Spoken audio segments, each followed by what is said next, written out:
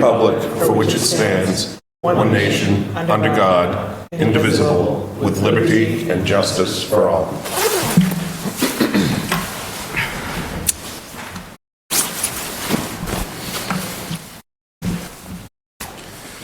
Before I continue, or before we start, reminder this meeting's recorded and also aired live. I'd like to start with some condolences. Wow. Sorry. First for Robert Hill, upon his passing on November 30th, November 2018. Mr. Hill served in the United States Army during the Korean War. And also, as many of us know, George H.W. Bush, our president, passed away and had service the last couple of days. So certainly for those two and others, maybe we have a moment of silence.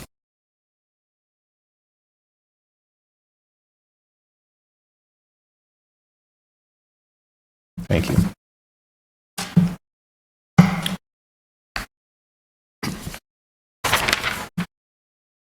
Okay. Start with approval of the minutes. Everybody get a chance to look at those. Motion to approve. Second. Made and seconded. Those in favor?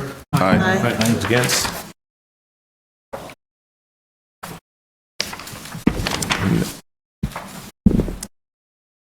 Okay, B, no president announcements.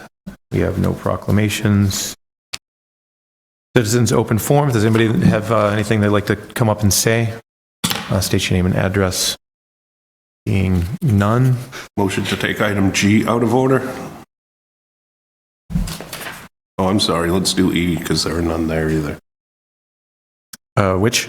E, because you keep going down the list. I'm just trying to kill 2 minutes here. Oh. Keep talking. Okay. Well, I will say that which threw me off earlier was the memorandum, Edward M. Haley, a long-lost relative of mine, which is Edward B. And I said, did somebody pass away? And I didn't get notified. No. So no, it was just meant to me with the wrong initial. Oh. All right, I'll make a motion to take item G out of order. Okay. I'll second it first. Motion made and seconded. Those in favor? Aye. Aye. Aye. Those against? Item G, license transactions. There aren't any license transactions. I'd make a motion to take item H out of order. Second. Motion made and seconded. Seconded by Mr. George. Those in favor of taking this out of order? Aye. Aye. Those against? Nay. Presentations. I'd like to make a motion to take item J out of order. Sorry, discussion. You're taking item J out of order. Okay, and we all voted on that, correct? No. We didn't. He just made a And I'll motion. second You speaking while I'm speaking, okay? Those in favor of taking that out of order? Aye. Aye. Those against? Okay, that's out of order. And we have none. And I'd like to make a motion to take item L out of order, legislation for action. Seconded. That motion was made and seconded. Seconded by Mr. Chase, made by Mr. Fitzgibbons. Those in favor? Taking that. Aye. Those against? Okay. And I'd like to make a motion to take item M out of order. Second. Made and seconded. Those in favor? Aye. Those against? I believe it's 7:35, Mr. President. Yes, it is. Excellent job, Mr. Fitzgibbons. Okay. Now we will begin to do the hearing. I hope to be better at in the next few months. All right, so 7:35, we start the hearing for Transfer Station Enterprise Fund revised budget and supplemental transfer. So this public is now, the hearing is now open to the public. Is the petitioner present? I will petition. Mr. President, this transfer request order is done pursuant to Section 6-4 of the Bridgewater Town Charter, and it is asking the Town Council to vote to reduce the transfer station enterprise receipts by $37,704.99 and a transfer an amount of $37,704.99 from other one-time stabilization fund to the transfer station enterprise fund. As certainly Budget and Finance Committee knows, we needed to do this in order to conduct the rest of the business on the agenda tonight of approving the tax classification allocation, and we need to make sure that the transfer station budget is balanced appropriately. So that is the purpose of this transfer.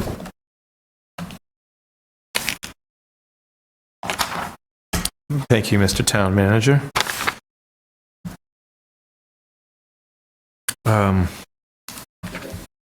Public speaking in favor of this? Against? Questions from the town councilors? Seeing one, Mr. Fitzgibbons. Mr. Dutton, is the $37,704.99 bigger or smaller than the indirect costs allocated to the transfer station? That's a great question. That's actually I believe that's a little bit smaller than the indirect costs that are allocated to the transfer station. So without the town allocating back indirect costs, they essentially broke even or made a little bit of money. That's fair to say. Thank you. Any other questions? Hearing none. And close this at 7:37. Entertain a motion to approve. Motion to approve. Second? Motion made by Mr. Wood, seconded by Mr. Fitzgibbons. Right. I'm sorry. I'll just mention the Budget and Finance recommended 3-0, and the Finance Committee recommended 5-0 to approve as is. Excellent. And I just ask through you to Mr. Wood, it's really just a housekeeping item we have to do, correct?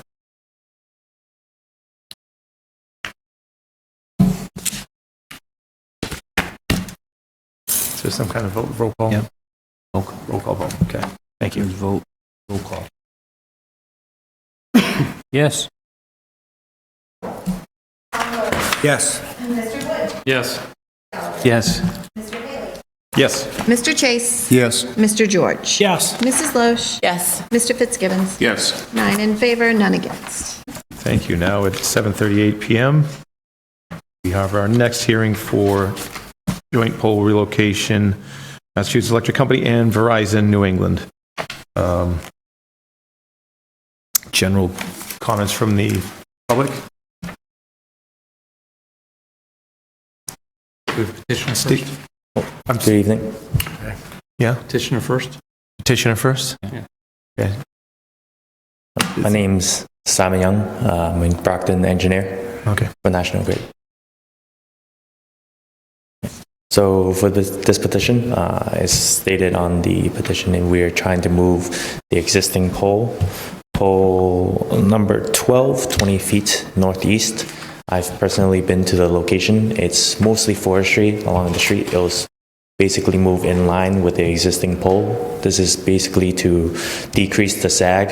We had some issues earlier this year where we had to basically repair the primaries onto the poles because there was such a long span.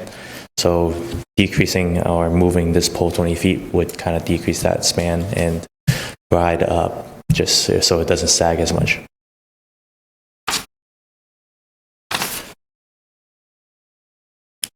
Okay, thank you. I don't see anyone from the public. So, public speaking in favor, none. Public speaking in opposition, none. Council questions. Ms. Loesch. All the abutters that are near the pole, no one had any objections to the move? At this location, there was basically just 3 houses that was probably kind of would have some issues, but this pole it does not block any driveways. It's just like along the street. It's just mainly just forestry. So there was no abutters that came up to us from National Grid.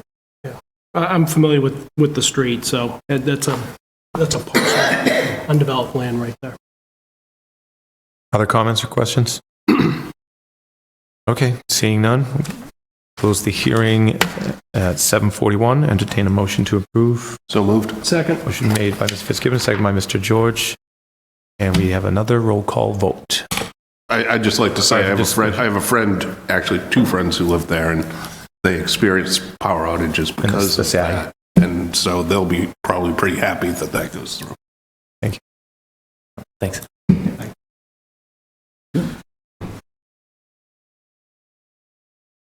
Yes. Yes.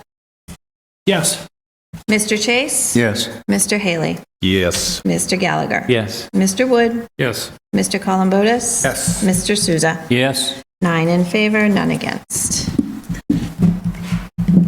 Thank you. Now we are at 7:41, moving on to Order FY 19030, fiscal 2019 classification tax allocation for adoption of a residential factor. Is now when we do the presentation? So, Shelley? Good evening, councilors. My name is Shelley McCauley, the Chief Assessor for the Town of Bridgewater. For the public hearing tonight on the issue of adopting the tax levy percentages for fiscal year 2019, I will present information and data relevant to making such determination. The Board of Assessors have determined the assessed valuation of all taxable real and personal property reflecting full and fair cash value as of January 1st, 2018, as required by Mass General Law. The information was submitted to the DOR and approved on November 28, 2018.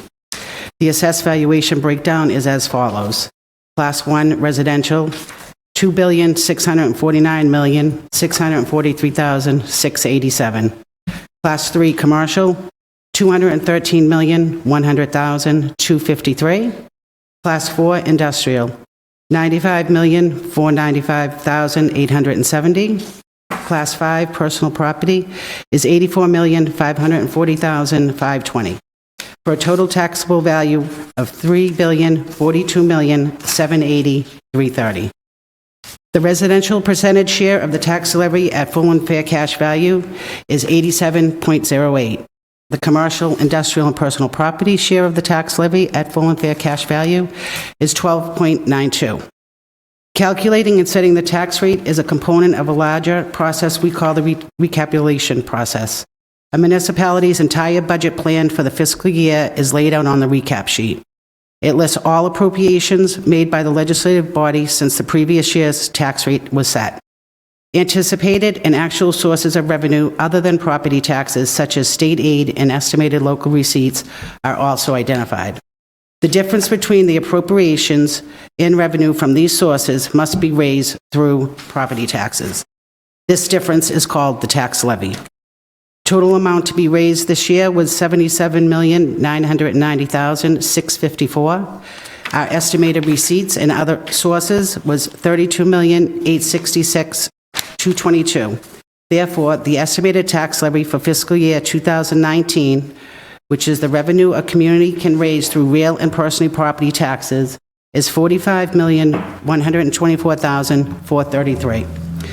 The levy limit, the maximum a community can levy in a given year, is equal to the prior year's levy limit, plus amended new growth, the annual 2.5 increase, new growth, and any overrides. Fiscal year 2018 levy limit was $40,588,392. The amended new growth was $5,040. The 2.5 increase was $1,014,836. New growth was $872,356. Therefore, the total estimated levy limit for fiscal year 2019 is $42,480,624. To calculate the fiscal year 2019 maximum allowable levy, you take the estimated levy limit of $42,480,624, add our debt exclusion of $2,661,600, and you get a total maximum allowable levy of $45,141,630. The difference between the maximum allowable levy of $45,141,630 and the tax levy of $45,124,433 is the excess levy capacity. The excess levy capacity for fiscal year 2019 is estimated at $17,197.71. The town council must decide the percentages of the tax levy each class of real property and personal property will bear each year. To do so, a residential factor is adopted. The residential factor governs the percentage of the tax levy paid by each class. The adopted factor cannot be less than the minimum residential factor, calculated by the DOR. The MRF for this year is 92.5813. If a factor of 1 is adopted, the tax rate would be the same for all classes. This rate is determined by dividing the tax levy by the total value of all taxable property in Bridgewater, and then multiplying that result by 1,000. So therefore, the estimated fiscal year 2000 tax levy of $45,141,630 divided by the value of all property in town at $3,042,780,330 equals 0.01483. Multiplied by 1,000 is your estimated tax rate of $14.83. I have included in the handouts different what-if scenarios, which shows the residential factor of 1 through 92.5813, and the prospective share percentages, levy amounts, and estimated tax rates. Please note, the total tax levy remains the same. Shifting the tax burden from the residential class to the commercial, industrial, and personal property classes does not increase the amount of money that will be raised through property taxes. And as for your information, the average single-family assessed value for fiscal year 2019 is $385,759, up from $362,618 in fiscal year 18, which is an increase of 6.38%. The average business commercial value for fiscal year 19 is $695,402, up from $656,886 last year, which is an increase of 5.86.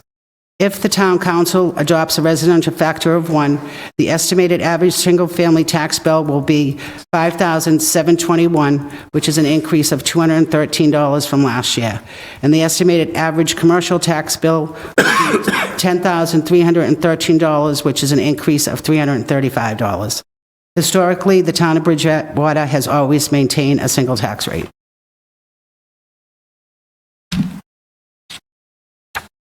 Thank you, Shelley. You're welcome.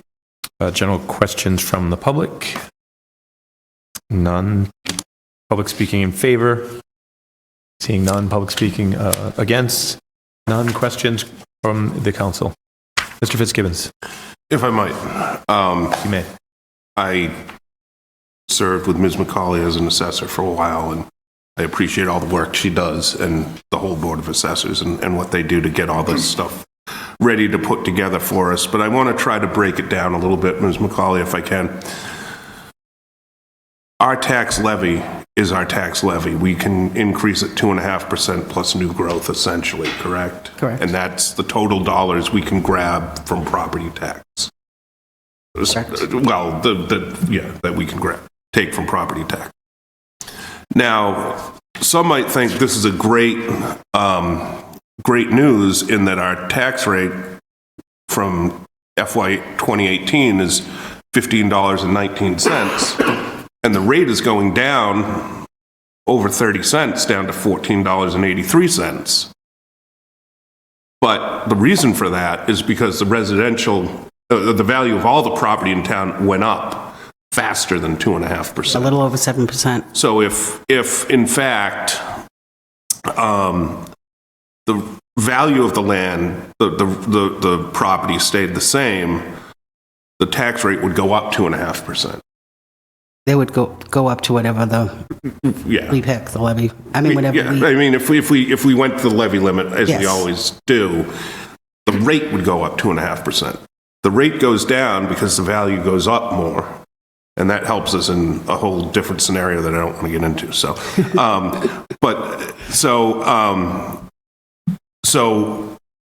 even though people may see on their tax bills coming out that their assessment is $14.83 per thousand versus $15.19 per thousand last year, they can still expect their tax bill to go up because the value, for the most part, of their property has gone up. Now, that varies from neighborhood to neighborhood, depending on who sold their house, what the value was, what the comparables are, et cetera, correct? Correct. The average is, I think I said it was 213 this year. Right. The average single family. Yeah, and, so, if someone sells a house in this neighborhood and it was, all the houses were valued at 500 and they sold it for 650, all of a sudden everyone else gets a 650 value essentially. I'm simplifying, right? You're simplifying it. Yeah. This year, the more expensive home took less a hit. Right. The smaller homes, if And technical. And if anyone has any complaints about the fairness of what they feel the assessment of their house is, they can always file with the Board of Assessors to have a look at it and make sure that the assessment is the correct value for everything else around them, correct? Correct. Okay. And then this is just for the town manager, if I might, Mr. President, and I apologize for monopolizing a little bit of time here. I noticed that the town of Rainham has a tax rate that's 25% above the town of Bridgewater for commercial industrial property. And the lowest neighbor on this has a commercial industrial property tax rate 10% higher than the town of Bridgewater. So this might be a great opportunity to sell the town to commercial and industrial folks to come in and, say, you had the same value of your property here in Bridgewater, you're paying 10 to 25% less in taxes. Thank you. Point taken. Well said, Mr. Fitzgibbons. Mr. Gallagher. Thank you, Mr. President. Just a couple questions. You had said that the average tax bill for residential will go up $213, on average, $213, right? Mm-hmm. How does that compare over the last couple years? Is that the highest of the last 3 years? Well, last year was, what was last year's? It was a little more last year. Okay. I think if I could remember, it was 318 last year. I'd have to look it up. Okay. I don't think I have it with me. But I will for next year. Okay. The factors that go into the value of the homes in Bridgewater, how do we compare with some other communities around us as far as the assessed values going up? Are we going up high? Are we going up at a faster pace than some of our surrounding communities, at about the same or lower? Pace, it all depends on each community. Each community is different. Each neighborhood's different. I did put in the packet what everyone's assessed value was, if you wanted to look at that, the average assessed values from the communities around surrounding us.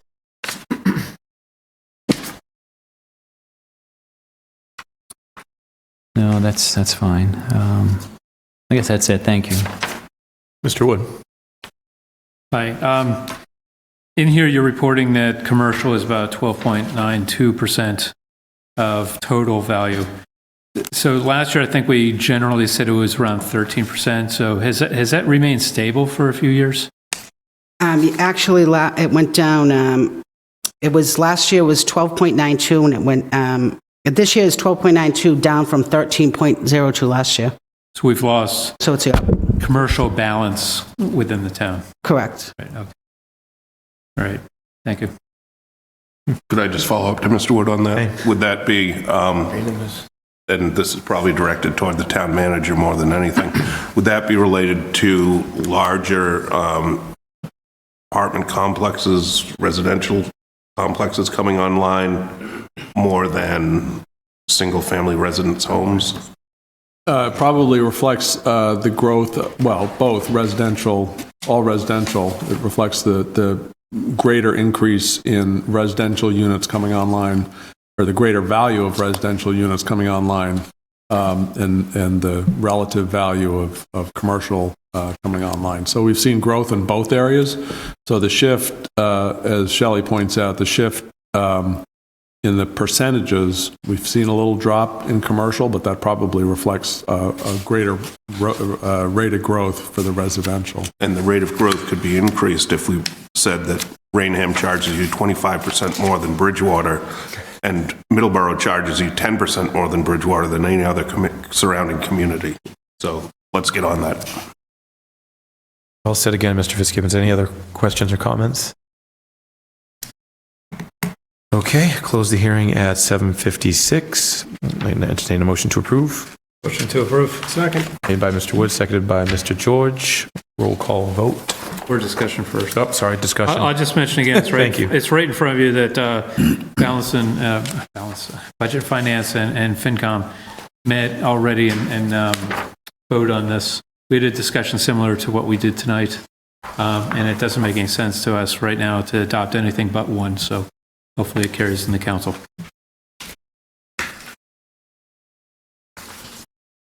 No further discussion. Now we can have the roll call vote. Ms. Holmberg, thank you. Yes. Mr. Columbotus? Yes. Mr. Wood? Yes. Mr. Gallagher? Yes. Mr. Haley? Yes. Mr. Chase? Yes. Mr. George? Yes. Mrs. Loesch? Yes. Mr. Fitzgibbons? Yes. 9 in favor, none against. Where? That big. Okay. While you're doing that, Mr. President, I just wanted to sort of publicly extend a thank you to both our Chief Assessor, Shelley, who does a great job every year on this. It's not an easy task to put the numbers together, and certainly our Board of Assessors, who work a thankless task at times, but they do a great job for us without a lot of fanfare. So my thanks to them.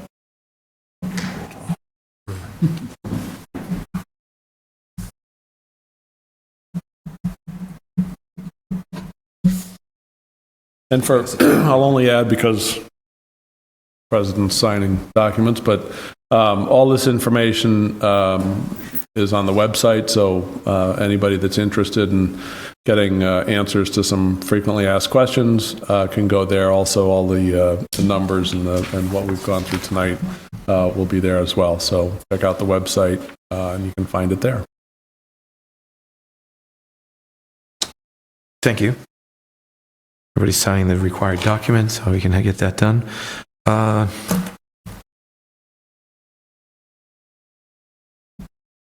7:58, we are moving to our last hearing for this evening, liquor violation hearing. License revocation hearing for Skips Liquors. Town Council is opening, this is a continuation of the public hearing on whether to revoke the liquor license issued to Paddleson's Incorporated, doing business as Skips Liquors, for the premise located at 98 to 100 Plymouth Street, Bridgewater, Mass. The reason for revocation of such license is non-use of the license. So this is now opening for the continuation of this hearing.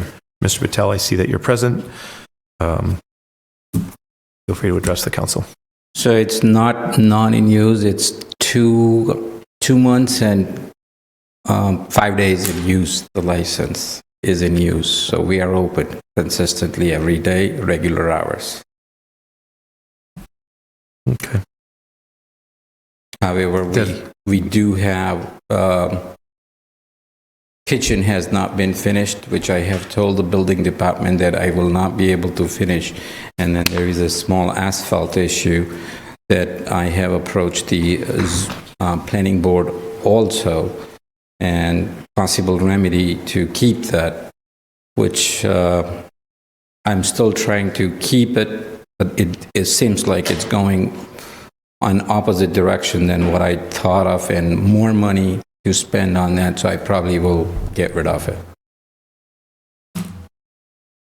But other than that, we're absolutely running fine. Okay, thank you. I'll open it for council questions. Mr. Wood. I'll let Mr. Chase go first. All right, thank you. Sorry, Mr. Chase. Thank you, Mr. President. Mr. Patel, thank you for joining us tonight. I just have a couple of concerns with respect to the nature of the business, the actual legal nature of the business. Mm-hmm. And what I wanted to ask you is, tell me, am I correct, that the actual business name under which you're operating in Bridgewater now is Seaside Wine and Spirits. That's what I was planning to use, and I was going to change, but I'm not going to keep that name, so that's why we haven't filed to this town, and neither we have made any advertisement with that name. Facebook that you are referring to, that is not owned by me. It's my employee who did it. I told him not to pursue that, but I will come up with a different name, not that. I haven't came up with a name. So all the legal invoices and the computer receipts is called Skip's Liquor. Okay, so that is the Skip's name, is that correct? That's Correct, that is correct. Okay, which is the name in which the license stands right now, isn't that correct? It stands in Patel Sons, Inc. Yes, doing business as Skip's Liquor. Okay. Correct. So just with respect to that, the corporation, Patel Sons, Inc., is in fact a dissolved Massachusetts corporation. It was involuntarily dissolved by the Commonwealth. It no longer legally exists. I think that's a factor that the town has to keep in consideration in terms of renewal of the license. How would the town properly renew a license to what we acknowledge to be and can prove to be a non-existent corporation? So certainly that's one factor. We would need to know, regardless, what will be the actual name. If it's going to be Skip's, then that brings me to a second point, which is that you would need to file with the town clerk of Bridgewater a business certificate. It's a DBA. And it would simply say that Paddleson's Inc., or whatever is the corporate entity that you might finally settle upon, is doing business as Skip's Liquors, or as you prefer. So I think those are the couple of questions that, we're going to need to focus on going forward. What is the name that you will choose? If it is Skip's, then I think the matter of the corporation's legal status is something that the town should properly consider. We could ask our town council to weigh in on the question of the impact, even the legality of the town issuing a license to a licensee that is not in legal existence. Maybe there's another entity that you would form or could form to do that, but frankly, I think that brings us to a matter of a liquor license transfer. May I address? If you were to need to form a new entity, or in other words, to put the license in the name of some new legal entity instead of Paddleson's Inc. So I think that what I would suggest is if I could direct my question now to town council, if he might have comments to offer just in regard to that matter I've raised. Mr. Fitzgibbons, do you have something to add to this? Well, yeah, and I'd like to add on, if I may, Mr. Chase, to the question to the town attorney. Thank you, Mr. President. It's my understanding tonight, Mr. Rollins, that we are here to talk about non-use of a license by someone, correct? And that's what we're here to make a decision on tonight. There may be other things that are going on that may be subjects for other hearings, is that Yeah, true? so to answer first Mr. Chase's point, I think that's certainly an issue if there was an application filed. The application was filed with ABCC under a certain corporate name. The corporate entity doesn't exist any longer. That's an issue. Can you hear me? That's an issue. So that's for you all to take up. I agree with Mr. Fitzgibbons to the extent that as it relates to tonight, this is a continuation of a notice that went out August 28, 2018, and it related to the non-use of the license or the cancellation of the license. So it would be inappropriate for an action to be taken on that because the notice, in terms of notice to the applicant, related to something very specific. So their process, their ability to refute whatever it is, has to be relative to the notice. But certainly a follow-up notice could be warranted. based on that fact. That may be appropriate. All right. Exactly. But in terms of the actions that are taken tonight, because this is a continuation of the original notice, and the original notice talks about the reason for revocation being the license not being in use, I think that the town council's limited in their decision about that yay or nay, and then what to do after that to that issue. And it's really a notice issue. It's a technicality. But what you're saying is not inaccurate, but I think there's that limitation. Mm-hmm. All right, thank you. You're welcome. Thank you, Mr. Wood. So now I'm confused because I'm wondering how long this corporation has been dissolved and why we didn't hear about it before tonight. I'll direct a couple questions to you if I could. So when did the corporation become dissolved? I am not aware of that. You are not aware that your corporation No. has been dissolved? No. Okay. At the September meeting, you stood there and told the council that you were doing business as Seaside, Correct. but you didn't write back to the council to say that you were changing your name to So- Skips. The Skip's name is exist name, and after putting the thoughts into it, I do have another store, and currently it is called Seaside Wine and Spirits, so I was going to use it. In fact, me and my wife was talking about it, and we ended up deciding to change all 3 stores in one name, one corporation. So that's what I'm going for. So I do not want to file one corporation and within 2-3 months or 4 months process come for another change of name. So once I finalize that, I'll file for it. Until then, I'll continue with the Skips. Okay, but from my point of view, it's only my point of view. If the corporation does not exist right now, the corporation cannot be doing business as anything. And so the license could not be valid right now. I know we probably have to take this up on a separate issue, but in my personal opinion, if there is no corporation, there is no doing business as, and the license is void right now. So you have a liquor store that's open, operating under no license because there's no corporation.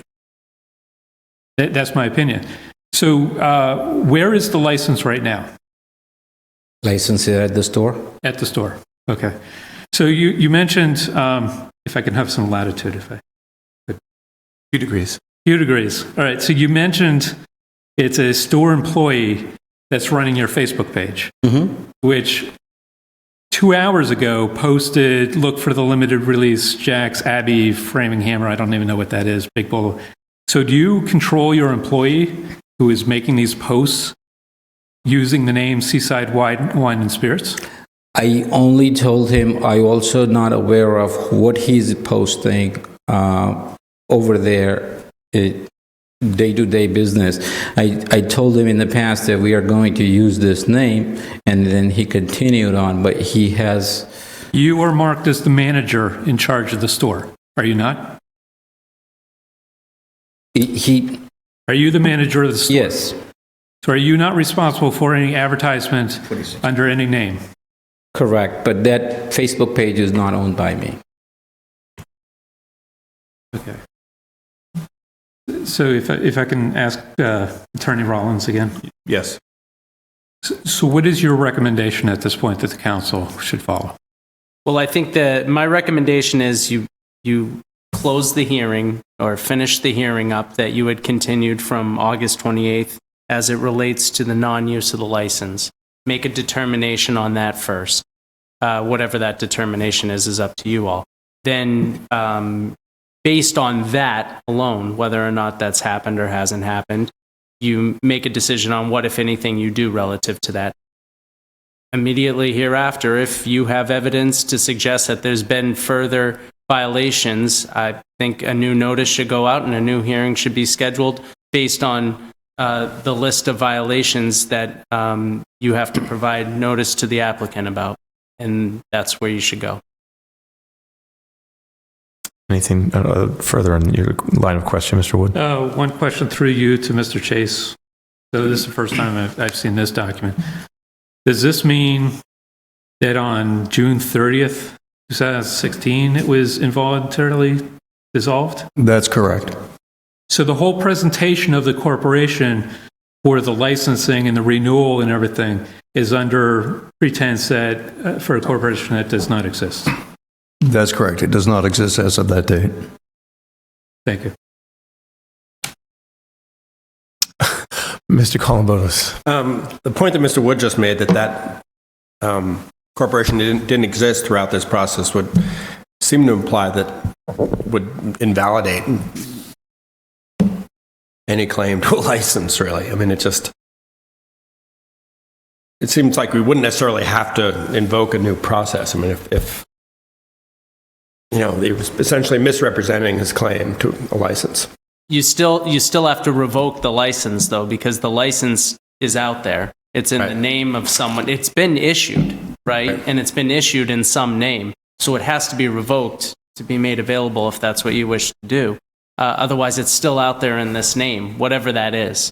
And what you all are talking about is the evidence that relates to any decision you'd make on a revocation or on a modification or on a cancellation.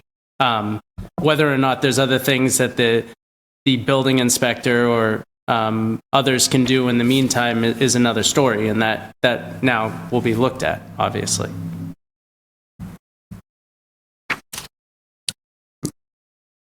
If I may, Mr. Haley, unless anyone else has something. I'm going to have Mr. Gallagher go, then Mr. George, then yourself. Just thank you. Just quickly, you're unaware that Paddleson's Inc. has been dissolved? No, I'm not aware of that. And the first thing tomorrow morning, I'll call to accountant and put it back to reinstate that corporation. Now, through you, Mr. President, to the town manager or the town attorney, don't we get a list of all the licenses we're going to approve coming up soon? Correct. When will that be? One more meeting this year, right? Yep, that'll be your next meeting. That'll be the licensing meeting, so you'll get all of those. And you'll have some documentation regarding this license, whether or not it's on the list for us to approve. Do you do any due diligence within the office to verify that that is a legitimate business? We do what's required by the state. So there's insurance requirements that are required by the state.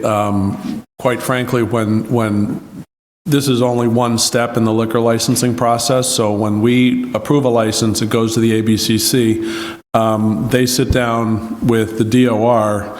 I don't know about, obviously, they don't sit down with the Secretary of State's office, but they sit down with the DOR and check all the back taxes or taxes due.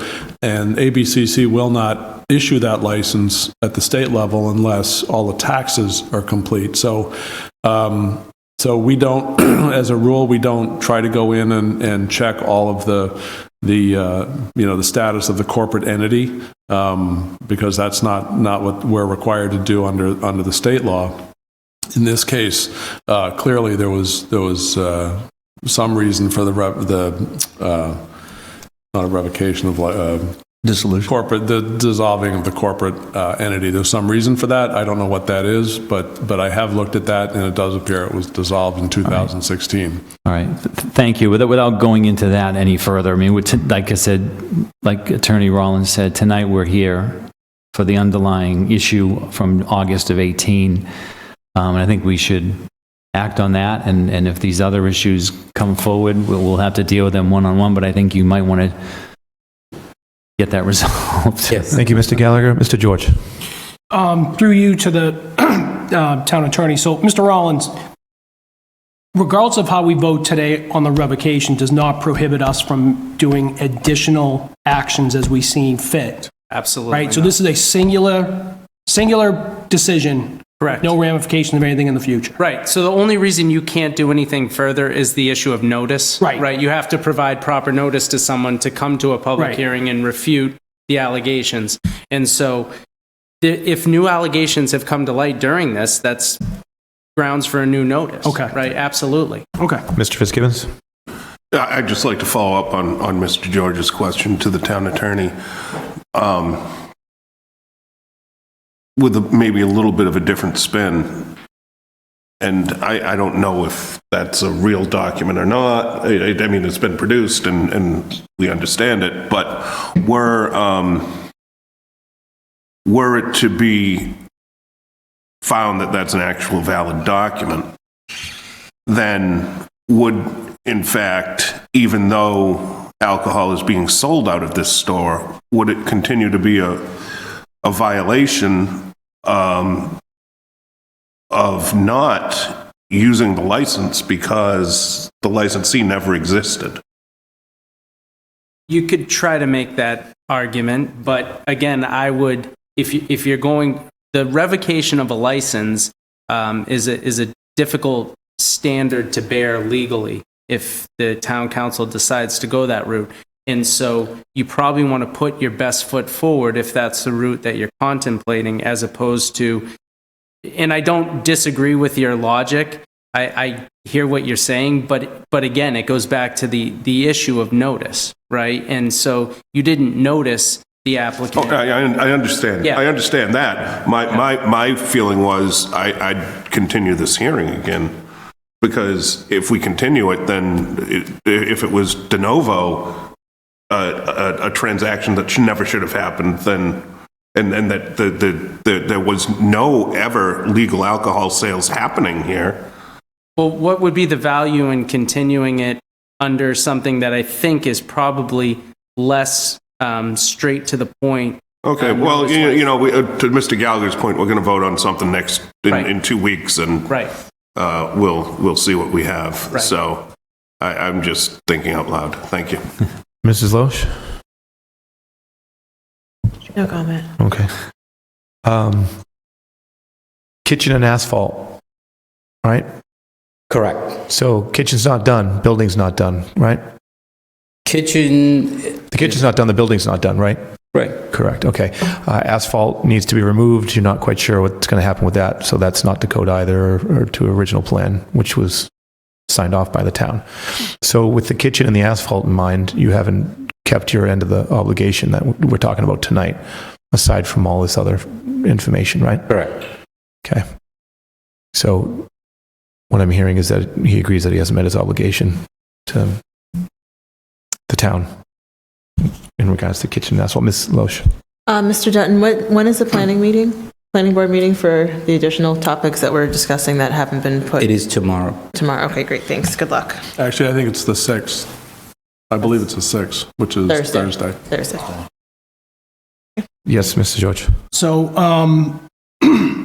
I understand what you're saying. Where I need to make sure that we're clear was we gave a specific expectation that everything was to be completed so that Mr. Patel would be able to open the doors and operate the business, which, as far as I know, he has that right now. I understand that the kitchen hasn't been done, the asphalt hasn't been done, which is very disappointing, but in this particular case, for this matter, I think we have to look at it from the ultimate goal was for Mr. Patel to be open. So I would keep that in mind. Thank you, Mr. George. Other questions for Mr. Patel? Mr. Wood? So through you to Attorney Rollins, would it be appropriate at this point to make a motion to start a new hearing based on the discovery tonight? You mean issue a new notice? Yes. Sure. I'll make a motion to issue a new notice based on the fact that the corporation doesn't exist. Can we finish this? I think we should, Before I we agree. I think open we up should a- finish this first, yeah. Well, I wanted to cover it under the agenda item that spoke to the license. Within the hearing, should we do it within the hearing or after the I mean, hearing's it's probably closed? cleaner to do it after. Well, that's why I You asked. can do. You Yeah, can I do mean, it you after. can do it. Sure. You can do it. So- The answer is yes, but yeah, it's cleaner to do it after. Clean it up. Okay, that'll be, can we do that? My professional people, can we just ignore that just happened and do it afterwards? Any other questions for Mr. Patel? Mr. Columbotus? Mr. Patel, what is there, where do you stand with the planning board at this point? Do you have you don't have a COO. So it's a continuous hearing from the last time. So you haven't complied with the building permit, right? Because you laid that asphalt, which doesn't We applied for the modification of the plan. So that's just pending, or do you have any? Correct. Okay. Thank you. Mr. Wood?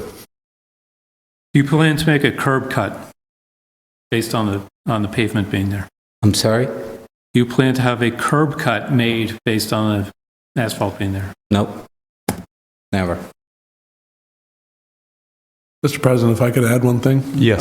I misspoke. The planning board hearing is tomorrow, the 5th, not the 6th. It's the 5th.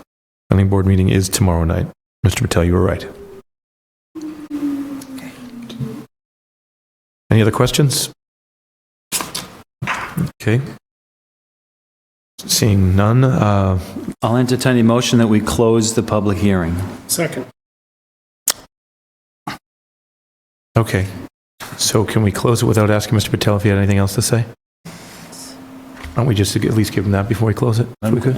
The closing statement, if you would, if you have anything else to say. Otherwise, we'll close up the hearing. No, I have nothing to say. Okay, thank you. Thank you. Okay, so Mr. Gallagher made a motion to close the hearing, and it was seconded by Mr. George.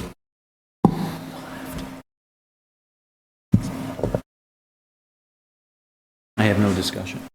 Anyone have any discussion? Okay, no discussion. Now this goes to a All those in favor? voice vote. All right, those in favor? So can we be clear on what we're voting on right now? So, just closing the hearing, correct? Okay. Yep. All right. Those in favor of closing the hearing? Aye. Those against? Okay. Let me catch up here. I'll make a motion to give a warning to Mr. Patel for non-use of the license because I believe that he's not using the license under the corporation. I think we need to find a violation first and then impose a penalty. Right. I defer to the president on that one. Have the list of violations. So if it finds a violation occurred, the council, by motion, may vote, take no action, issue a warning, modify license, suspend the license, revoke the license, or cancel the license. So I think I'd make a motion to find a violation has occurred relative to the non-use of the license for the time period that they were closed and renovating. Did you say a warning, sir? I Oh, apologize. I just made a motion to find a violation occurred. Okay, so motion made stating that there was a violation because it was quite some time where there was not operating under the license. And we have we're looking for a second for I'll that. second that. Okay, made and seconded. We can voice vote for that if we're So what, can I you just, open for discussion, Mr. Columbotus. can just read the violation again? Gallagher, right? Yeah. Okay. I'm sorry. Go ahead. Through you, Mr. President, Mr. Rollins, what is the benefit of undertaking another revocation process as compared to just not approving, as opposed to not renewing the license? Isn't not renewing the license a lot easier? It doesn't require us to advertise. Is it harder? Is there a higher burden of proof to not renew? I think probably in this context, yes. Wouldn't the fact that the corporation, there is no legal entity existing, grounds enough to not renew a license? I think so. Right, and so we could avoid the $500 or whatever we pay to post notice of a hearing, right? The only difference is the renewal won't be like a noticed revocation hearing. It'll just be whether or not there's some technical aspect of it that because you're not going to get any additional information through a hearing process, right? You're not going to provide a notice of set violations. You're just going to say, can't renew this because there's no corporation. But yeah, I mean, I hear what you're saying. That'd be something I'd probably want to contemplate a little bit more before you make a yes or no decision on it, but I did think about that. Yeah, it would seem to be a pretty clear-cut precondition for the renewal of a license that you have a legal entity existing. I agree. And so that seems like a lot tidier method of essentially revoking this license rather than going through a hearing. So I will Unless a People- legal entity exists at the renewal time period, and then that might be a little different scenario, right? Right. Okay, thank you. Mr. George. Well, Mr. Gallagher, I think had something. Yes, no? Huh? Did you, I didn't want to jump the gun, I thought you had something. Oh, Mike, I just want a clarification on what the motion is. That we My found. motion was just to find a violation had occurred To find for a vi- non-use of the license. Okay. Thank you. The intent of the original hearing. So, to expand on Mr. Columbotus, so, correct me if I'm wrong, we're going to have the renewal of the license at the end of the year, and part of that will be, and maybe this is to Mr. Dutton, confirming that the corporation is in good standing? Will we have that confirmed for the renewal?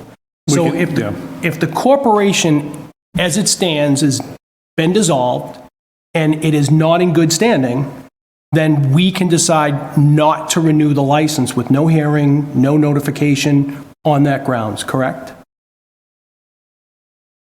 Yeah, I mean, they can decide not to renew a license on almost any grounds. Right.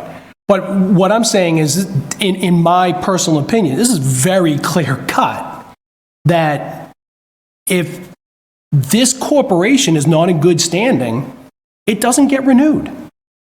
And I don't really know of anyone that would argue that point as a normal course of action for any licensing body.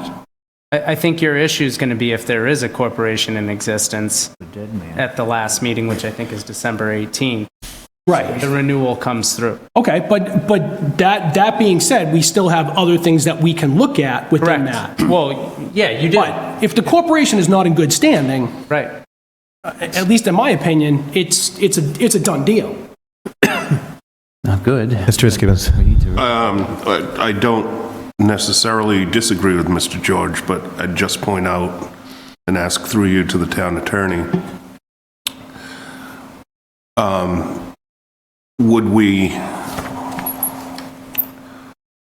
run afoul of applying two different processes to different renewing entities? That's why I said I mean, these are just questions. I don't expect an answer, but we want to treat everybody the same through the whole process. Is my opinion.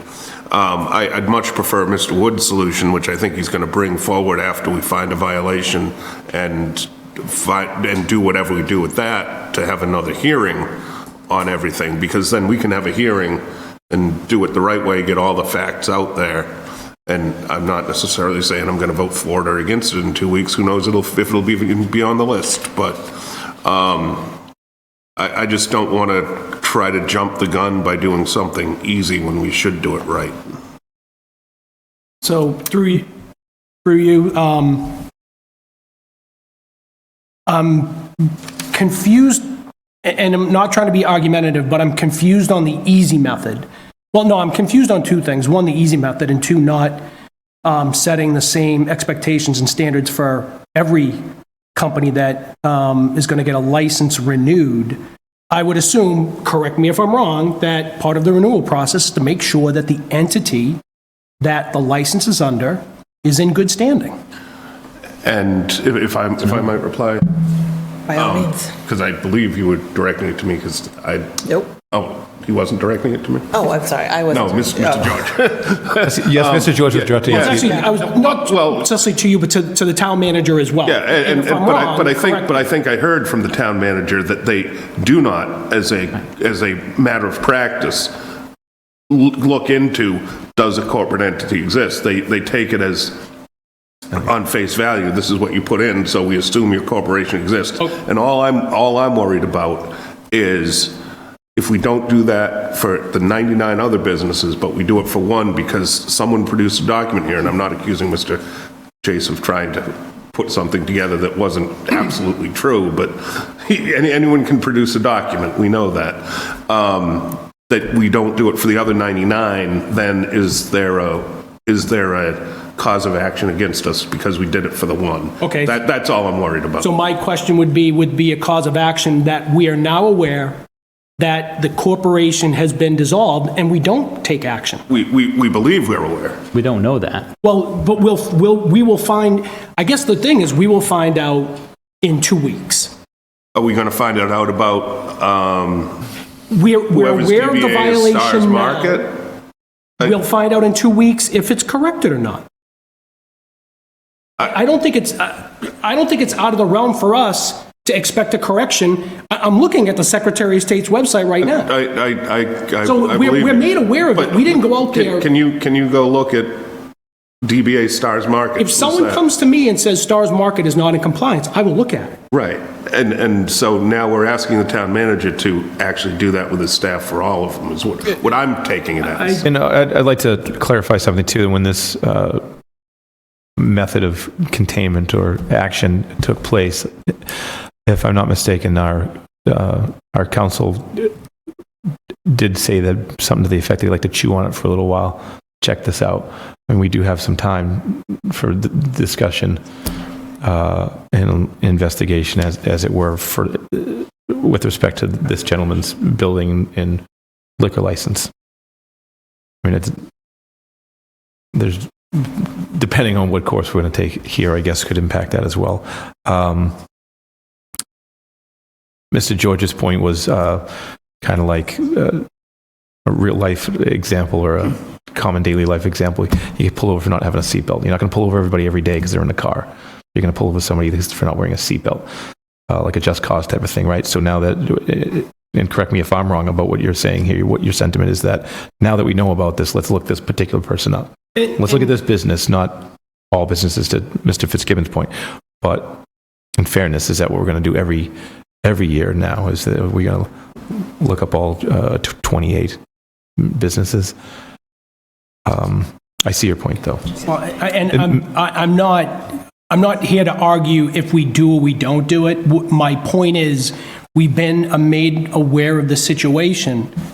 I think we have to plan on the course of action in regards to the license renewal. That's my point. Mr. President, so I think it's easy to drift away from the main motion, but the main motion, which has been first and seconded, was whether forget now what Find violation. To find violation. And then we can move into other subject matters, right? Yes. So that was... We'll have to vote on a penalty if we find a violation. Yeah. Well, then that would be a different motion. We could discuss that too. Yeah, different motion. Right. Yeah. So we're finding that there is We're going to take a vote now on whether there was a violation or not. on the That's motion, right. On the motion. And that's a voice vote. So those in favor? Aye. Aye. Those opposed? Nay. Mr. Columbotus was nay. Mr. President, if I can make a motion that we take no action. Motion made to take no action. On the violation. Mhm. I'd make a motion. So that we Mr. Gallagher has made a motion that to take no action on this violation. To be clear, as take no action on the notice, on any violation as noticed in the August 28, 2018 notice, correct? Right. Just to be, okay. Sure. Yes. We found a violation occurred, and Mr. Gallagher wants to take no action relative to Just to finding that. the violation And, occurred. and to remind the council, Didn't hear the first part. choices are take no action, issue a warning, modify the license, suspend the license, revoke the license, or cancel the license. Those are our options, and take no action has been put forth for a motion by Mr. Gallagher. Is there a second? Seeing none. Second it to open discussion. Vote. Okay. I mean, I personally think that, Frank, your microphone. oh, sorry.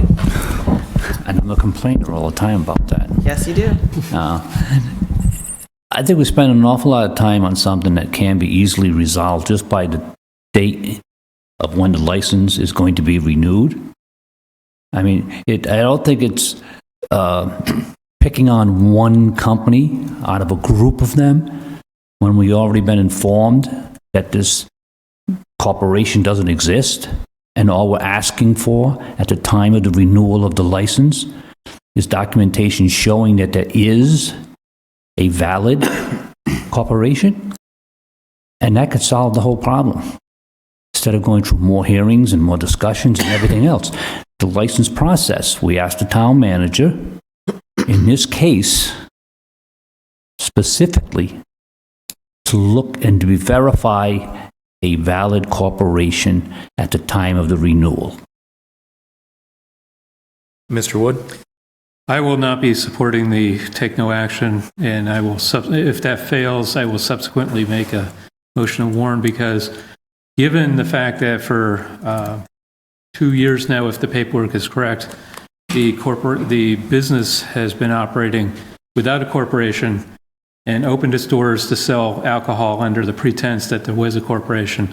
And that look at the corporation would have been done 5 years ago when the transfer happened. And we've gone through 4 or 5 renewals, including at least 2 renewals where there was no corporation, if that's correct. And Mr. Fitzgibbon's motion was during construction, which lasted 9 months in the year, even though we brought it up a year ago about using this license. So, I voted in favor of the violation, and I think it warrants at least a warning. So I won't be supporting the motion on the table. Other discussion on Mr. Gallagher's motion? Okay, those in favor of the motion? Aye. Aye. Those against? No. No. I'll make a motion to assign a warning. I'll second. Motion made and seconded to issue a warning. Open for discussion on that. So the continued discussion. So after we vote, if it's positive or negative, I intend to make another motion to open a new hearing based on the new discovery that there may not be a corporation for the license at all, and focus the hearing on that subject, whether the license is actually valid or not and should be revoked. Mr. George, anything? Good. Ms. Loesch? Couldn't we just revoke the license now and be done with it? It is an option. I think that's what we've been trying to do for 4 years now. So since we're in the moment and in the opportunity, if that's the outcome that we're looking to have, I don't know why we would want to continue a new hearing to just do the same exact outcome. I don't want to revoke it. Mr. Wood, you may. I would err on caution because, as Attorney Rollins said, our hearing originally was about non-use of the license. So we would be revoking based on the new subject matter, which I would feel more comfortable if we actually just opened a hearing. It might be a one-night event, and maybe at that point, if we don't see all the items we want to see, then we revoke the item. And yeah, it would be an advertisement, but the license fee's been paid, so I figure that covers the cost of the advertisement. Did I see a hand go up, Mr. Fitzgibbons?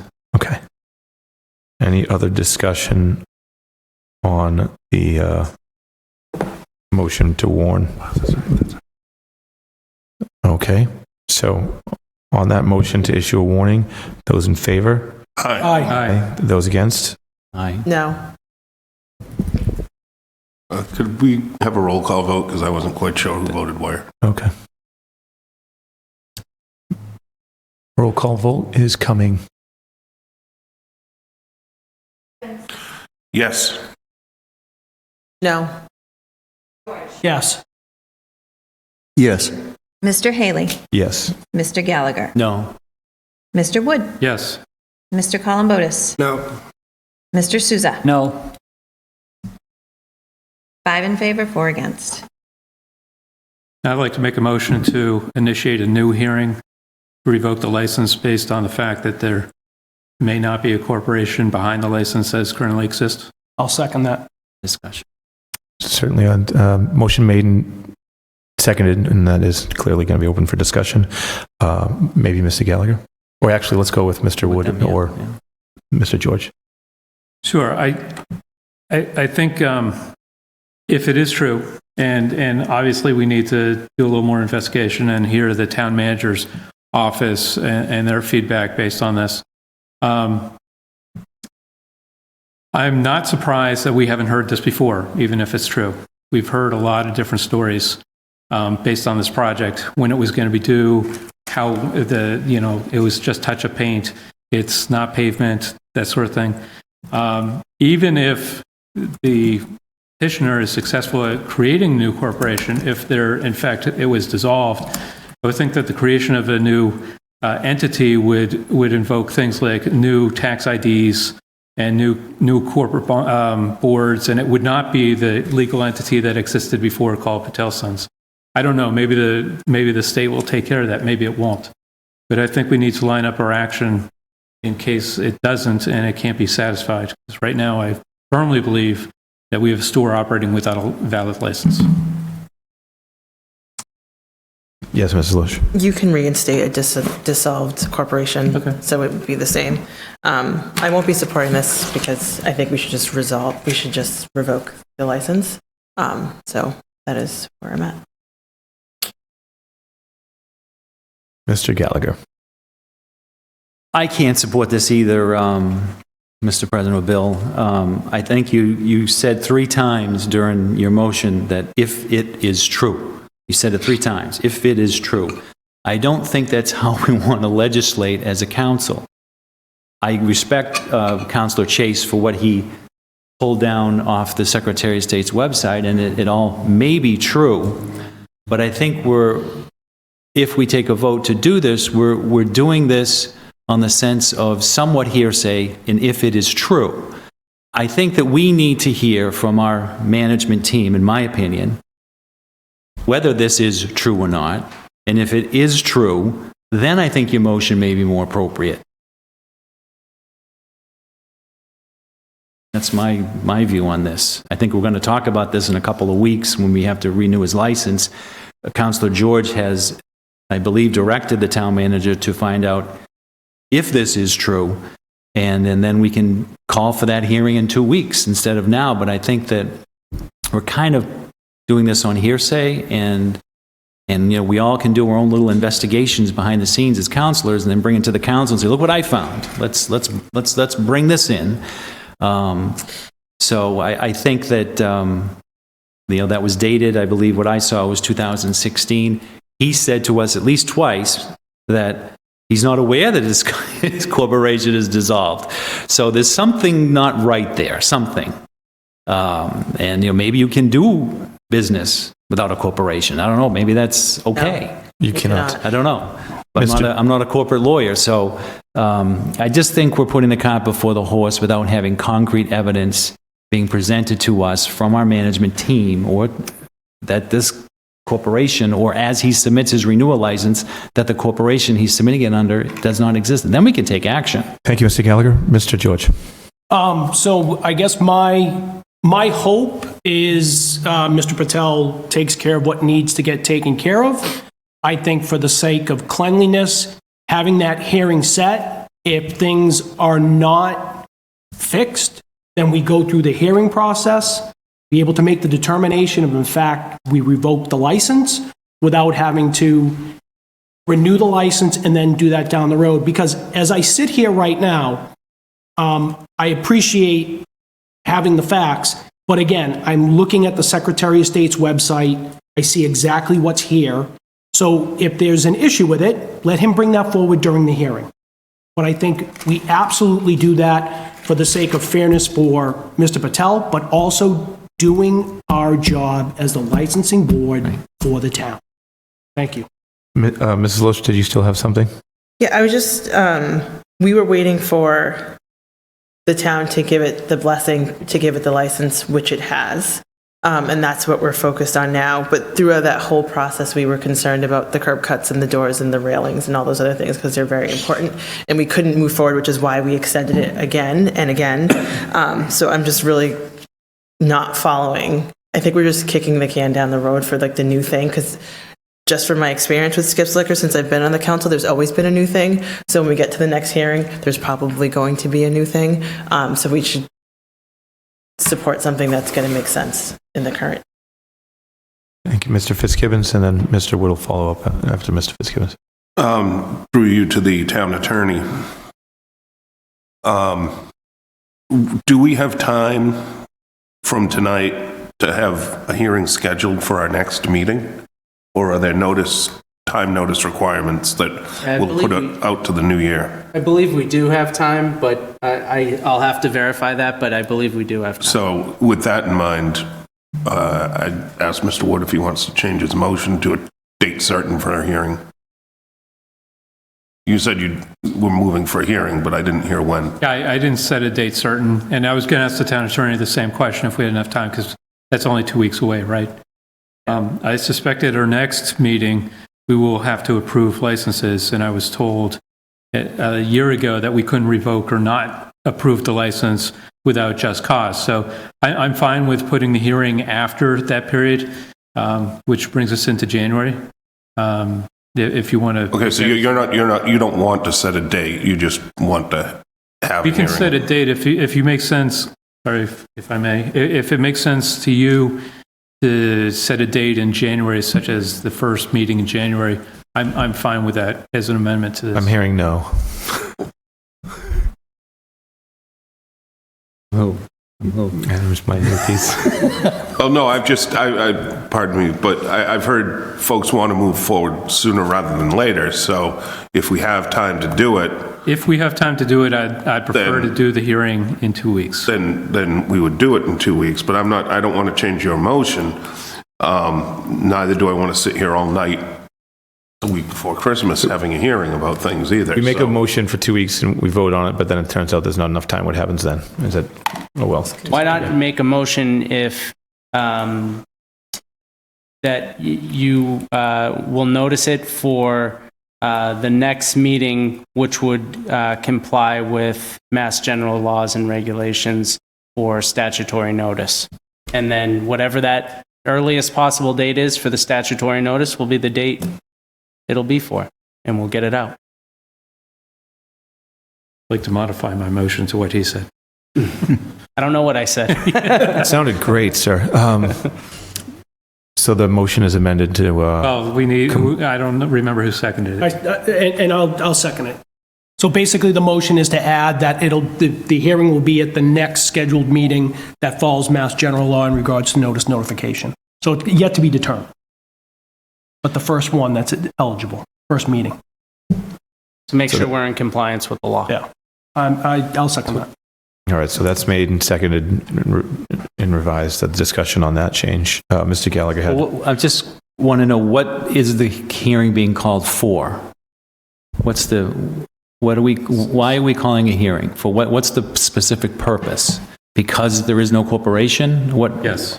But we don't know that. I mean, I just think, I don't know if we can leave. I said we don't know, but I believe there is no corporation based on the information provided tonight. So it would be the determination of, well, I believe our town manager needs to do some work, but there needs to be proof that there's a corporation behind this license. Right, but so in 2 weeks, when we have to approve all the liquor licenses, his shouldn't be on there. Is there any reason why, through you, Mr. President, Town Manager, that this would not be on there? Or would you have it on there for us to approve? We would have the renewal on there. Mr. Wood is correct. It's just in terms of proper procedure, a license renewal is almost a matter of routine or rote for the licensing authority. In order to effectively revoke the license, if that's what the council may wish to do, you would be required to have a license revocation hearing similar to what we've been going through. So, but I think town attorney is correct. You have to be very specific about the reason for the violation, and you need to articulate that in the hearing letter. I think that Mr. Wood is being specific, but I don't think it's a hypothetical specific. It's not a factual specific. I don't know what... It's an allegation that's unproven.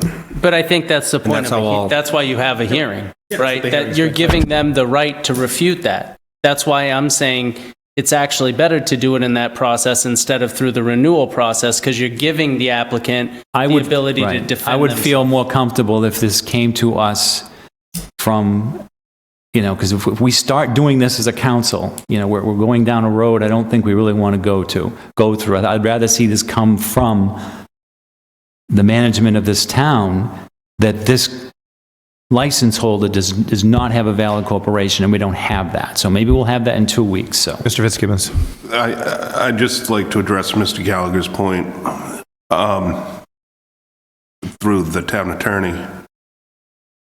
It sounded to me like if Mr. Dutton comes to him with a fact that Mr. Dutton alleges is a fact, then he's going to believe it, as opposed to a fellow counselor coming to him with a fact that the fellow counselor alleges is a fact and call it a hypothetical. But in any case, when we have a hearing as a council, and this is in general, aren't we sitting, all 9 of us together, the finders of the fact? We can't prejudge what the facts are until you hear the hearing, correct? Correct. That's why you have the hearing. And so every fact is alleged until we have a hearing and decide what we believe the facts are. Absolutely. Okay, thank you. There's a motion.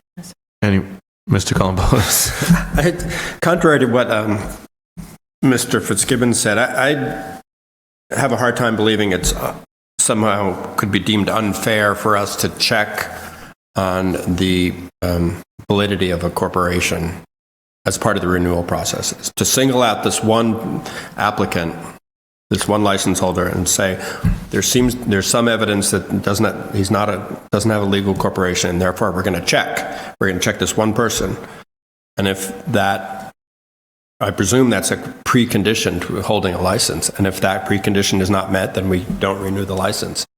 It seems within our rights to do that. Is that, Mr. Rollins, is that to single out one license holder and say there seems to be evidence that you're not a legitimate license holder? Yep. And to just check out, look at that one app, would that be construed as prejudicial, or? I hear what Councilor Fitzgibbons is saying, and I understand that.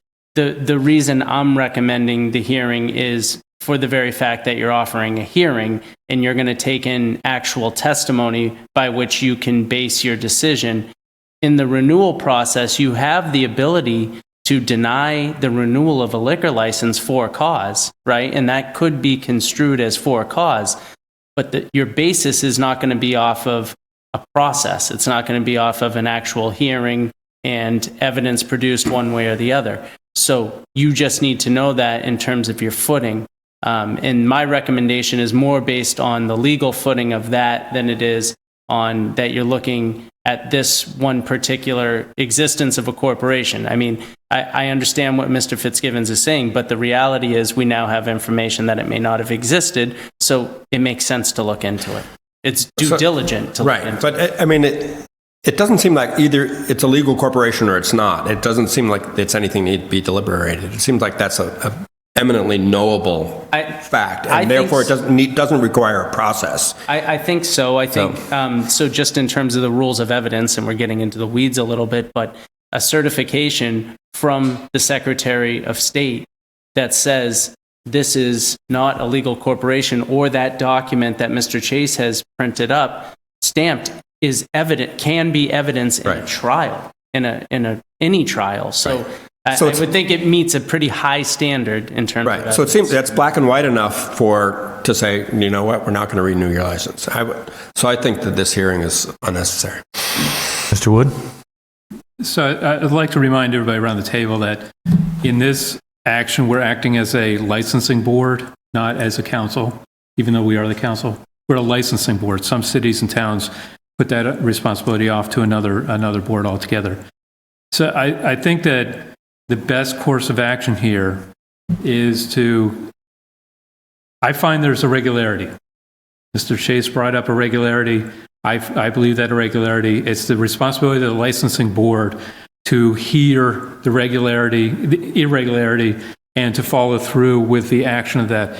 If we just simply vote down the license during the renewal process, we haven't followed that due diligence. And so I understand the reluctance to do a hearing, but I hope everybody will support one, because I think that's the right action. It gives people time to do due diligence on the information, the corporation itself to do representation, and for us to act appropriately as the licensing board. Mr. George. So I guess I would approach your concern, Mr. Gallagher, in the same manner that during the hearing, if someone were to come up and testify against the applicant stating that, there was an irregularity or whatever, it would fall upon our shoulders to take that in consideration and investigate it and maybe either continue the hearing or have a different one. And I think in fairness, with the applicant on the renewal, we have to do it across the board as we always do. But now we're made aware that there is a potential issue with the corporation. So I think it's actually giving Mr. Patel another opportunity to come up. If he produces the documents that prove us wrong, it's a very short hearing and we've done our job. If he doesn't produce it, then I think we all, have an idea of what the next steps are. I guess that's my point. I understand it seems like we're going over and above, but an abundance of caution in this circumstance, I think, is the best course of action. Mrs. Loesch? Can you remind me what we're discussing? Because there was a first and a second, and now we're discussing things, and I've lost track of what we're actually voting on at It's this the motion moment. whether to schedule a hearing at the I know. first appropriate time after Mass General Law. And did we find is this the outcome of the violation that we have yet to name? No, Well, it's just another thing that we're just adding to the list. No, New hearing. So we haven't found a violation yet, right? We haven't decided what the violation is. we warned him. We found a violation. Warning. And we And warned we're doing the warning. him. We have already done that. Oh, so that's all set? That's done. Yes. Okay, and now we're just looking to now have another hearing. Set this. Right, because we've been made aware that there's an issue with the corporation, Got which it. has the license. Okay, great. Thank you. Anything else? And thereby we end discussion for the motion. Now we will vote on the motion to schedule as per the motion made by Mr. Wood, co-authored by Mr. Rollins.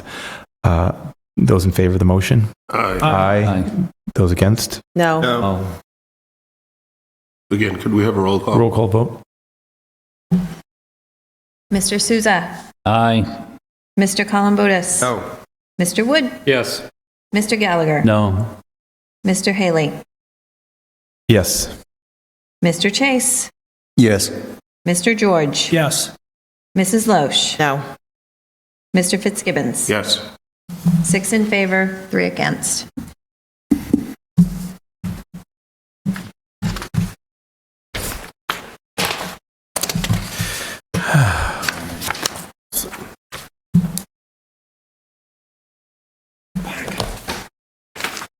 Where's my Do we need a motion to return back to item I, or do we just naturally move there? I think we go right there. I think we covered everything else. can go right there. Yeah. Okay, so now item I, Town Manager's Report. Thank you, Mr. President. I've got a few items. 7 days can't have brought a lot, though, right?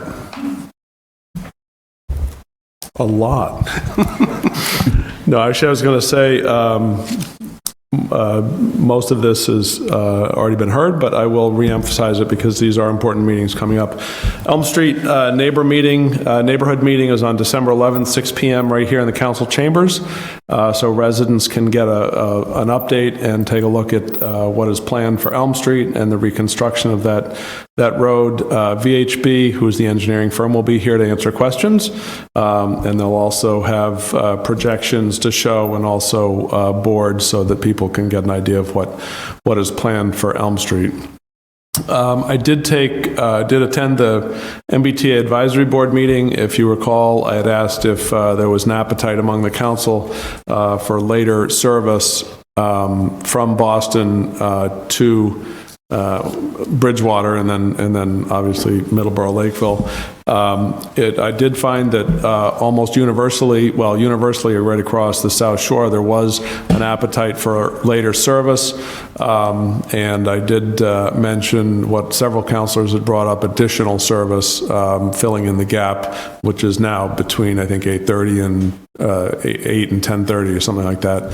And that was also seemed to be universally favored. So the advisory board staff will carry that back to the MBTA.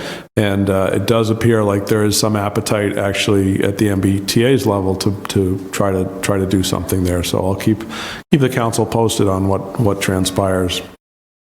Just a quick reminder that winter parking hours are now in effect. They're December 1st through April 1st, and there is no overnight parking 2 a.m. to 5 a.m. In Bridgewater, so just please take note of that. The Comprehensive Plan Committee is kicking off their work tomorrow evening in this room, and I think we've compiled a really good committee, and I can't wait for them to really start working with Judy Barrett, who's our consultant on that project, to do the work that they're going to do. So as an update or just a reminder, they're looking at all the components of the master plan, including the ones that have just been done. Presumably those won't need a lot of work, but they'll be looking at all of those and doing appropriate updates with the ultimate goal of getting some of that merged into the zoning rewrite, and also taking a closer look at our zoning map and making sure that that's up to speed and corrected where it needs to be corrected. Also coming up on Thursday, December 13th at 6 p.m. is a public forum on our branding and wayfinding work thus far. We have looked at a number of different, the committee's looked at a number of different designs, and ultimately what we're trying to do is create a unique logo which really becomes sort of our Bridgewater brand, and then we can begin to replace wayfinding signs or place wayfinding signs using that particular design, and so that we're tying everything into town together. We're doing this as a result of a state grant. There was some confusion, I know, about the grant itself. The grant comes to us, and we are assigned a designer. The state assigns a designer, and we work with that designer. The committee works with that designer to come up with several options. Ultimately, the finished options will come to the council, and the council will get to choose which is the best for us. So anyway, that's Thursday, December 13th, right here at 6 p.m., and it's a public forum. People can come and take a look at what's been proposed, make suggestions, wholesale changes, add their voice. So it's designed to be a very interactive process. So I encourage folks that really care about that to please come and voice your opinion. The Budget and Finance Committee, I know, has just begun to review a comprehensive capital plan document that our finance team has put together. Once we get a little bit of input from Budget and Finance, that document will make its way to the council, and I believe you have one or two items on your agenda. One item for a couple of capital items for your first reading, which are sort of first in the pipeline to get done, so that we know that we can be as prepared as possible for winter. So that is in the works. Likewise, 2020 budget process for us is well underway, and my hope is that I will have something much more akin to a finished budget by the first deadline of February 1st, which is quite an acceleration of both the charter requirements and also our past practice. So that's kind of what we're aiming for, to get that budget to the council and to the finance committee and so forth as early as possible. Let's see, I had one other item. I just wanted to mention a couple things. One is we have begun work on developing marketing materials for our opportunity zone, and Councilor Fitzgibbon's point about advertising our tax rate is not lost on that effort. We will be including a section that points out the relative tax benefits of Bridgewater versus a number of our other neighboring communities in terms of property and personal property tax rates. So that is underway. And we'll put together something that we can share out in the market. It's one of those few times when we do something as a government that's actually sort of a piece of marketing material. We don't market very well and very often, but this is a marketing effort. We want to get the best possible redevelopment team in place to look at our current opportunity zone. And that I will only add what I add every time I speak, and that is we have had great response to our efforts to try to recruit some additional board and committee members, but please, there are other opportunities, important opportunities, and I ask people to simply reach out to my office or me or any of the counselors if they are interested in joining a committee. It's a lot of fun, and it satisfies your sense of civic duty. So I encourage that. And that's what I have in this short week. Thank you. Now for some questions, Mr. Wood. 2 questions, if I could. 2 questions. I read in one of the local papers that the Spring Street lot, which is the one, the end of the BSU parking lot, which the town owns, is not going to be metered. Is that true, or is it? No, that will be metered. There are 3 areas that will be metered. One is the Spring Street lot, one is the town lot, and then the third is School Street. I must have misread what the newspaper article said. Thank you. The second question is, so for years we've had the same policy for the use of ambulance funds. Can you and the finance manager come up with a new recommendation? What I'd like to do is have a recommendation that grows by whatever small percentage or something so that we don't have to vote. The objective would be to have a certain number in mind during the budget process so that at the vote of the actual general budget, we don't have to have a second vote on the ambulance funds that we always do have, because that leads to some uncertainty in the budget process. Meaning that if the council at some point decide to vote down the increased ambulance funds beyond $1 million, which is the limit right now, then we would have a problem with the second vote, which would be the whole budget vote. Nope, that's an excellent point. Like we can bring something. We're probably going to meet before the next meeting, so we could do that. That'd be good. Thanks. Perfect. That was 1 and 2, right? Yep. Other questions for the town manager? I had one. It wasn't in your report. Let's say maybe I heard something recently and couldn't answer it, either internally to my own mind or to the person that asked it. And I know we've talked about a couple things. That land off of South Street, it's kind of open swath of pasture land with that little retention pond type of thing in there. Is there any major development being discussed for that spot? Anything that... Not that I'm aware of. I can certainly check. I think I don't believe I've seen any overall proposal there. I know that there are a couple of houses that have been built in that area, but I don't think there's any subdivision plan in front of us or contemplated at this point. But I'll double check. Thank you, Mrs. Loesch. And to follow up on that, there were 2 plots of land that had giant sand mounds for some time, and there's smaller sand mounds. Do we know where they are with those buildings? There was, I can tell you the little bit that I know about that particular issue. There were some conservation issues that required some enforcement order there, and I think that's being resolved as we speak, I believe successfully. So those, my assumption is those will go away in fairly short order. Mr. Wood, did I see your hand? No. No. Mr. Columbotus. Thank you. Mr. Dutton, one thing, when is the Comprehensive Planning Committee meeting? It's tomorrow, but what time, here? That is meeting here tomorrow. I'm not sure of the time. It's in the evening, but I'm not sure. No, I didn't see it on the website. No, it's there. Let me find it for you.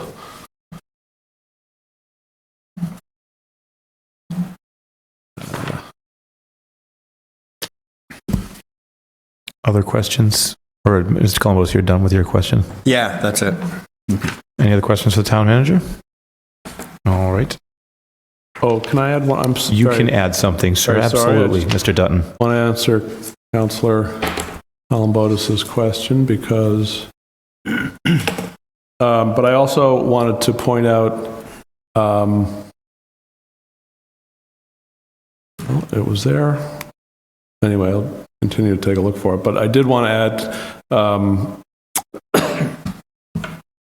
yeah, it's there. Comprehensive Plan Committee, 7 p.m. Okay.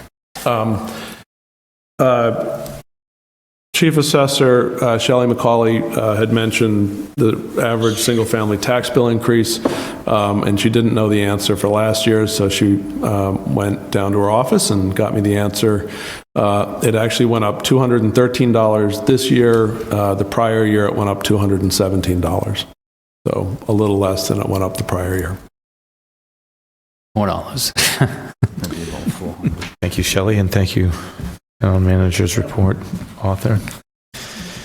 Okay, moving on to the non-manipulated in its location and new business.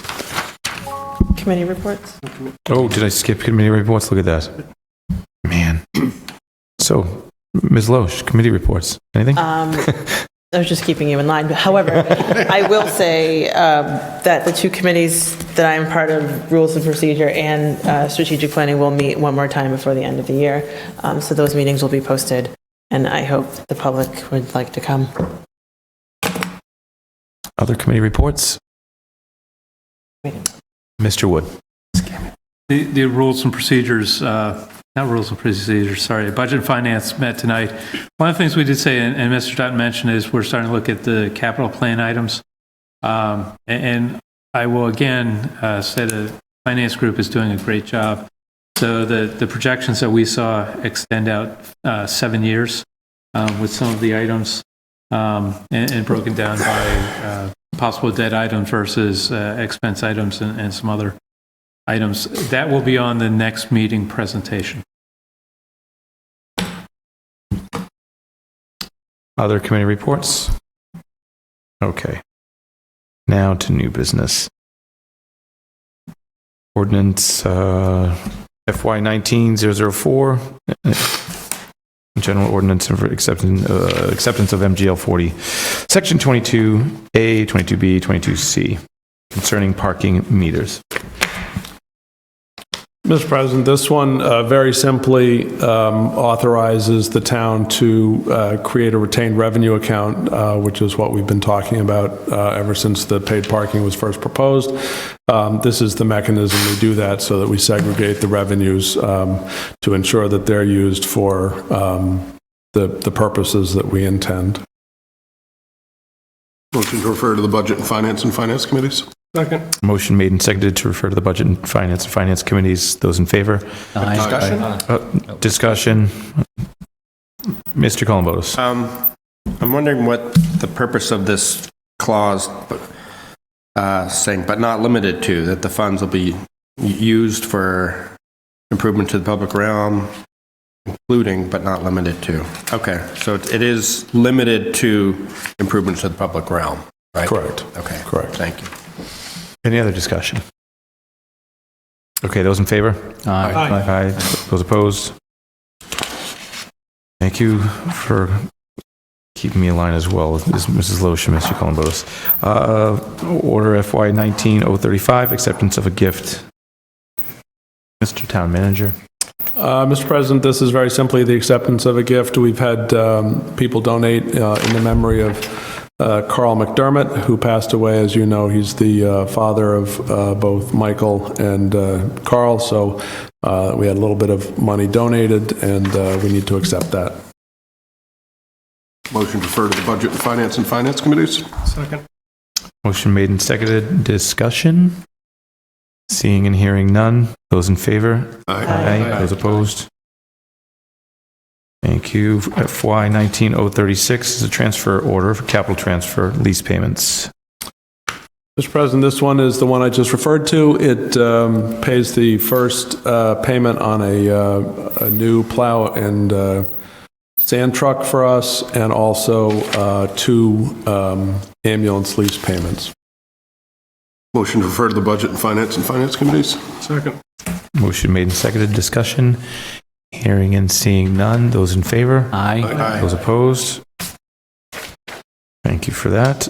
Citizen comments. Seeing literally no citizens. Council comments. I will start to my left. Actually, no, I did that last week. Strike that. Last week. To my right, Mr. Souza.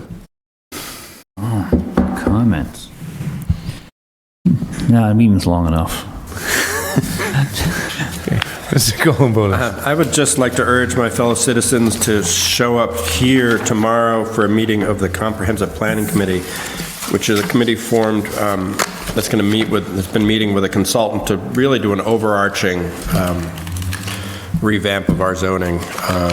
They'll look at creating new zoning districts and really big stuff. So if anyone thinks we need to do things differently in our zoning, then tomorrow would be a good time to show up. Thank you. Tomorrow at 6 in this building. Mr. Wood. Nothing this week. Mr. Gallagher. Nothing tonight. Mr. Chase. No, nothing tonight. Mr. George. Nothing tonight. Mrs. Loesch. Hello. It's more just as my observations of being on the council. I feel like when we have big decisions, we tend to punt. And I need some understanding, and maybe I should jump more into the conversations, but what we did tonight when it came to Mr. Patil, the whole entire time that we've been discussing it, the curb wasn't right, the things weren't there, and from my understanding, he still hasn't met the needs, to your point about the bathroom and the shower or whatever's not done, and those were requirements that we said needed to get done for him to keep the license, and yet he's keeping the license, and we're going to talk about it again in 2 weeks. So I think I have a very, very poor memory as well. Coming into hearings, coming into meetings, we need to be fully prepared. Mr. Chase, I commend you for being fully prepared, for having your research done and having a lot of information ready to share. While it wasn't relevant for this exact hearing, I appreciate that. Because we can't be in situations again where we can't look at things for 2 years. We're going to hold another hearing on new information that we hope may or may not be true to continue to spin. I would really like us to be a little bit more action-oriented. With that being said, I'm sad that there was rain on Sunday, so all of those who put in efforts for Christmas on the Common and the parade, I will see you next Christmas, and we'll speak before then because we have another meeting in 2 weeks. Thank you. Mr. Fitzgibbons. I'd just like to thank Ms. McCauley for coming out and talking about the tax rate and talking about, the impact of what we do to the average homeowner in town. I think it's important for folks to hear that, and she's the best person to do it. So thank her very much. Thank you. Yeah, it's a long one. No comments from me this time. But I will say this. Executive session motion is coming right now. I will entertain a motion to move to executive session under MGL Chapter 30A, Section 21A, number 2, to conduct strategy sessions, preparations, negotiations with non-union personnel, or to conduct collective bargaining sessions or contract negotiations with non-union personnel. So moved. To adjourn from executive session. With a discussion, we need to include that we're going to adjourn from that executive session as well. Yes, we will adjourn from that executive session as well. So moved. Motion made and seconded. Okay, those in favor? Aye. Roll call vote. Thank you, Mr. Gallagher. And everyone else. Anytime. Yes. Yes.